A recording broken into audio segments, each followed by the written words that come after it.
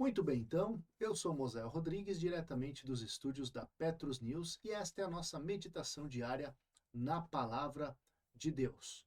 Hoje nós vamos falar um texto um tanto quanto estranho, pelo fato das pessoas não pensarem muito sobre isso. Nós vamos trazer à luz uma imagem do inimigo das nossas almas que as pessoas ignoram. Quando se fala do diabo, quando se fala de Satanás, sempre se imagina um ser que faz de tudo para acabar com a nossa vida. Isso é fato. Mas a forma como que ele faz isso nem sempre é a forma que nós imaginamos. Criou-se, né, na cultura popular aquela ideia de que o inimigo de nossas almas está sempre, constantemente, fazendo de tudo para impedir que avançamos na nossa vida, seja em qual esfera for. Por exemplo, o inimigo está interessado que nós não conquistamos as coisas que queremos conquistar. O inimigo está interessado em nós não realizarmos os sonhos que nós queremos realizar. Então cria-se essa ideia de que o inimigo está sempre fazendo de tudo para que nós fracassemos em qualquer coisa que tentamos fazer. Mas será que, à luz das Escrituras, é de fato esta ação do inimigo? Será que realmente ele está tão interessado e tão preocupado em impedir que os nossos sonhos se realizem, que nós conquistamos, que nós chegamos aonde queremos chegar na nossa vida profissional, nossa vida financeira? E aí?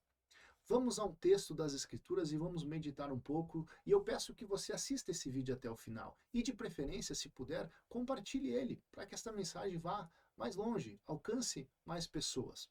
Tudo bem? Vamos ao texto então das Escrituras. Nós temos aqui Mateus capítulo 4, versículo 8 e versículo 9. Novamente o transportou o diabo a um monte muito alto e mostrou-lhe todos os reinos do mundo e a glória deles. E disse-lhe: Tudo isto te darei se, prostrado, me adorares. Esse texto é muito famoso, muito conhecido por nós. Afinal de contas, é o texto do período em que o Senhor foi tentado. A Bíblia diz que ele foi levado pelo Espírito ao deserto para ser tentado. E ali ele ficou durante muito tempo jejuando, e aí depois apareceu então a figura do tentador, o diabo. E o diabo faz várias propostas para Jesus, né? Faz várias propostas. E uma delas é justamente essa: olha, eu estou disposto a te dar todos os reinos do mundo e a sua glória, contanto que você se proste e me adore. Então vamos lá, vamos entender o que está em jogo nesta proposta feita pelo diabo. Como eu disse, nós temos a ideia, ou foi criado no imaginário popular, a ideia de que o Satanás, o diabo, ele é responsável por tudo que há de negativo que acontece na nossa vida, né? Se faz muito essa alusão de que, se eu projeto alguma coisa e ela não acontece, é o inimigo. Se eu crio expectativa sobre um projeto financeiro, um empreendimento, alguma coisa, e ele acaba não acontecendo, a frustração, causando frustração, dor, decepção, as pessoas cristãs, principalmente, fazem essa relação de que foi o inimigo que destruiu. De alguma forma foi o inimigo que entrou, né, porque ele não estava interessado no sucesso, ele fez de tudo para que eu não conseguisse e a pessoa então fracassou por causa de ação do diabo. Mas será que é de fato assim ou somente desta forma que o inimigo age? E se eu te disser que pode ser exatamente o contrário? E se eu te disser que existe grande possibilidade do inimigo ser o maior interessado que você realize os teus sonhos? Se eu te disser que o inimigo, o diabo, pode ser o maior interessado que você conquiste tudo o que você deseja, que você alcance as posições, seja ela na sociedade, seja onde for, que você tanto almeja, tanto tem se esforçado. Se eu te disser que talvez o inimigo esteja exatamente na plateia da sua vida, torcendo por você, diariamente dizendo: vai lá, eu acredito em você, eu quero, eu desejo muito que você consiga, vai lá, te dando palavras de incentivo, te dando palavras de de sucesso, palavras positivas, e não o contrário. Já parou para pensar que pode ser exatamente assim a ação do inimigo na sua vida? E eu creio, e pelo entendimento que eu tenho da leitura que eu faço da sociedade moderna, é exatamente assim que ele tem agido na grande maioria das vezes. Por quê? Com uma pequena condição. Se as conquistas, se o sucesso, se a realização dos sonhos vão servir para te afastar de Deus, é exatamente isso que o inimigo quer que aconteça. Se conquistar aquilo que você quer conquistar vai trazer como resultado o teu afastamento da presença de Deus, é exatamente isso que o inimigo vai fazer que aconteça. Ele vai, ao invés de impedir a realização dos teus sonhos, ele vai fazer tudo o possível para que você consiga. Ele vai mexer os pauzinhos, como utilizamos essa expressão, vai organizar as coisas para que você avance cada vez mais. Porque estas conquistas, né, estes avanços, vão te afastar de Deus. Quantas pessoas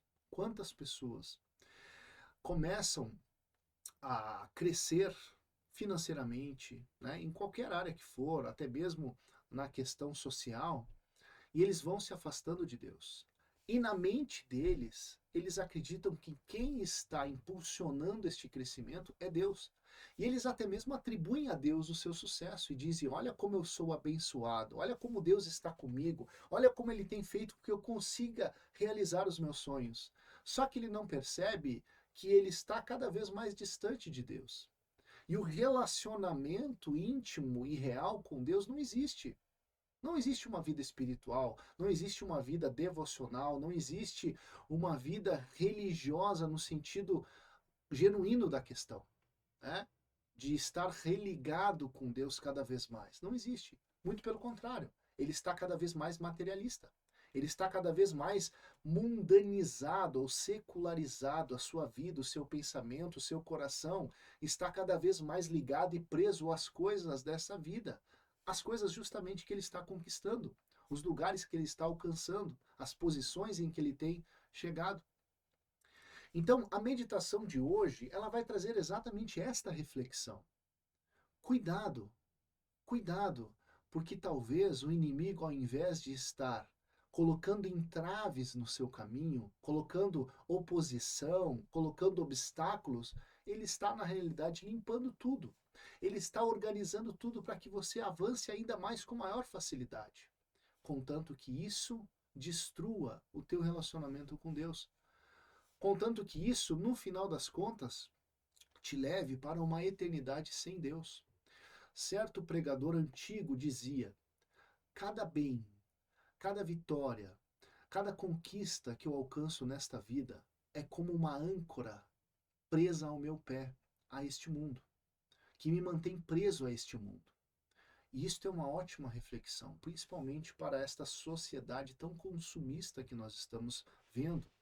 A era de ouro, né, dos coach que vivem sempre exaltando o potencial humano, né, pela busca do sucesso, da riqueza, né?